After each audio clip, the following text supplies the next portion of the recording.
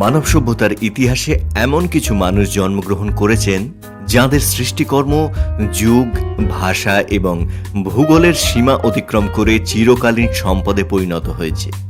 ইংরেজি সাহিত্য ও বিশ্ব নাট্যকলার ইতিহাসে এমনই এক বিস্ময়কর নাম উইলিয়াম শেক্সপিয়ার। তাকে বলা হয় ইংরেজি ভাষার সর্বকালের শ্রেষ্ঠ সাহিত্যিক এবং বিশ্বের সর্বাধিক মঞ্চস্থ নাট্যকার। 1564 সালের 23 এপ্রিল ইংল্যান্ডের ওয়ারউইকশায়ারে ছোট্ট শহর স্ট্র্যাটফোর্ড অ্যাপন অ্যাভনে উইলিয়াম শেক্সপিয়ারের জন্ম হয়। শহরটি অ্যাভন নদীর তীরে অবস্থিত এবং সেই সময় এটি ছিল একটি শান্ত, সমৃদ্ধ বাজার নগরী। তার পিতা জন শেক্সপিয়ার ছিলেন একজন দস্তানা প্রস্তুতকারক এবং চামড়াজাত পণ্যের ব্যবসায়ী। শহরের একজন প্রভাবশালী নাগরিক ছিলেন তিনি বিভিন্ন সময়ে পৌর প্রশাসনের গুরুত্বপূর্ণ পদে অধিষ্ঠিত ছিলেন। তার মা মেরি আর্ডেন ছিলেন একটি সমৃদ্ধ এবং সম্মানিত কৃষি জমির মালিকের পরিবারের কন্যা। শেক্সপিয়ারের পরিবারে মোট 8 জন সন্তান ছিল এবং তাঁদের মধ্যে উইলিয়াম ছিলেন তৃতীয় সন্তান।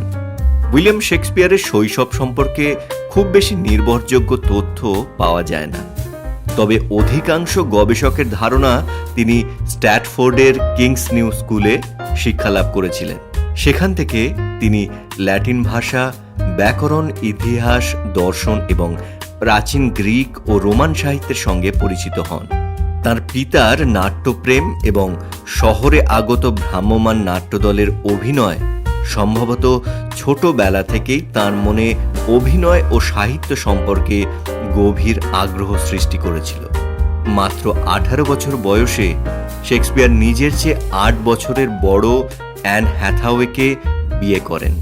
অ্যান হ্যাথাওয়ে ছিলেন নিকটবর্তী শটারি গ্রামের বাসিন্দা। এই দম্পতির 3 সন্তান ছিল: সুজানা, হ্যামলেট, জুথিড। পরবর্তীকালে তাঁদের একমাত্র পুত্র হ্যামলেট মাত্র 11 বছর বয়সে মৃত্যুবরণ করলে শেক্সপিয়ার গভীরভাবে মর্মাহত হন। অনেক সাহিত্যিক, গবেষক এনারা মনে করেন তাঁর বিখ্যাত নাটক হ্যামলেটের বিষণ্ণ আবহের পেছনে এই ব্যক্তিগত শোকের কিছু প্রতিফলন থাকতে পারে। কী কারণে শেক্সপিয়ার স্ট্র্যাটফোর্ড ছেড়ে লন্ডনে গিয়েছিলেন সে বিষয়ে নির্ভরযোগ্য তথ্য খুব বেশি নেই, কিন্তু বিভিন্ন গল্প প্রচলিত থাকলেও ঐতিহাসিকরা সেগুলিকে খুব একটা নির্ভরযোগ্য বলেও মনে করেন না। লন্ডনে এসে তিনি প্রথম জীবনে নানা ধরনের কাজ শুরু করেন। ধারণা করা হয় তিনি থিয়েটারের বিভিন্ন সাধারণ কাজের সঙ্গে যুক্ত ছিলেন এবং ধীরে ধীরে অভিনয় ও নাট্যজগতের সঙ্গে গভীরভাবে জড়িয়ে পড়েন। তাঁর অসাধারণ প্রতিভা, কঠোর পরিশ্রম এবং সৃজনশীলতা তাঁকে অল্প সময়ের মধ্যেই নাট্যজগতের অন্যতম গুরুত্বপূর্ণ ব্যক্তিত্বে পরিণত করেছিল। 1593 সালে তাঁর দীর্ঘ বর্ণনামূলক কবিতা ভেনাস অ্যান্ড অ্যাডোনিস প্রকাশিত হয়। পরের বছর প্রকাশিত হয় দ্য রেপ অফ লুসার্স।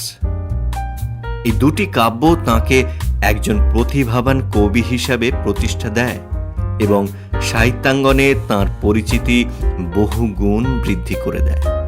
শেক্সপিয়ারের প্রকৃত খ্যাতি আসে তাঁর নাটকের মাধ্যমে। তিনি অভিনেতা, নাট্যকার এবং নাট্যদলের অংশীদার, এই 3 ভূমিকাতেই সমান সাফল্য অর্জন করেছিলেন। তিনি লন্ডনের বিখ্যাত লর্ড চেম্বারসলেইন মেন নাট্যদলের সদস্য ছিলেন। পরবর্তীকালে রাজা প্রথম জেমসের পৃষ্ঠপোষকতায় দলটির নাম হয় কিংস মেন। শেক্সপিয়ার লন্ডনের বিখ্যাত গ্লোব থিয়েটারের অন্যতম অংশীদার ছিলেন। এই থিয়েটারেই তাঁর অধিকাংশ বিখ্যাত সব নাটক প্রথম মঞ্চস্থ করা হয়। শেক্সপিয়ার প্রায় 4 দশকের সাহিত্য জীবনে ইতিহাস, প্রেম, রাজনীতি, উচ্চাকাঙ্ক্ষা, ক্ষমতা, প্রতিশোধ, মানব মন এবং হাস্যরসকে অবলম্বন করে এক বিশাল নাট্যভুবন নির্মাণ করে ফেলেছিলেন। তার নাটকগুলো সাধারণত 4 ভাগে ভাগ করা হয়, যেমন ঐতিহাসিক নাটকের মধ্যে উল্লেখযোগ্য Richard II, Henry IV part 1 and 2, Henry V, King John, Henry VIII। বিয়োগান্তক নাটক বা tragedy, Romeo Juliet, Julius Caesar, Hamlet, Othello, King Lear, Macbeth, Antony and Cleopatra, Coriolanus, Timon of Athens. হাস্যরসাত্মক নাটক অথবা কমেডির মধ্যে the comedy of errors, the merchant of Venice, as you like it, 12th night, much ado about nothing, a midsummer night's dream, the tempest, the winter's tell. Romance এবং বিভিন্ন সমস্যা সংক্রান্ত নাটক, Troilus and Cressida, Cymbeline, measure of measure, all's well that ends well. নাটকের পাশাপাশি Shakespeare ছিলেন একজন অসাধারণ কবিও। তাঁর রচিত 154টি সনেট ইংরেজি সাহিত্যের শ্রেষ্ঠ প্রেম ও দার্শনিক কবিতার অন্যতম সম্পদ।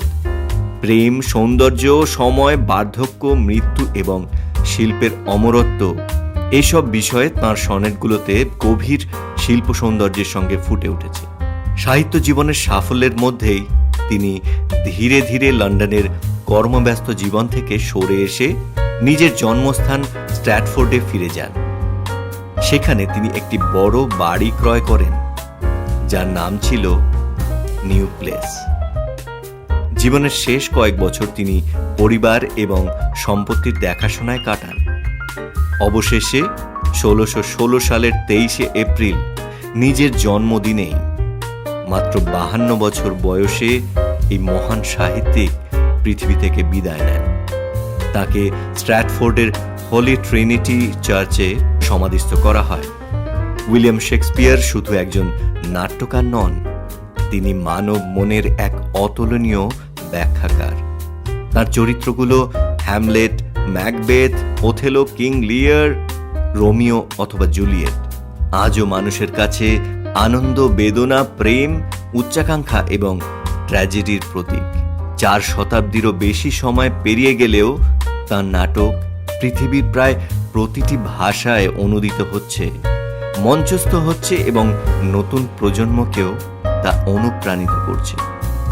এই কারণেই উইলিয়াম শেক্সপিয়ার কেবল ইংল্যান্ডের নয়, তিনি সমগ্র মানবজাতির সাহিত্য ঐতিহ্যের এক চিরন্তন মহিরূপ।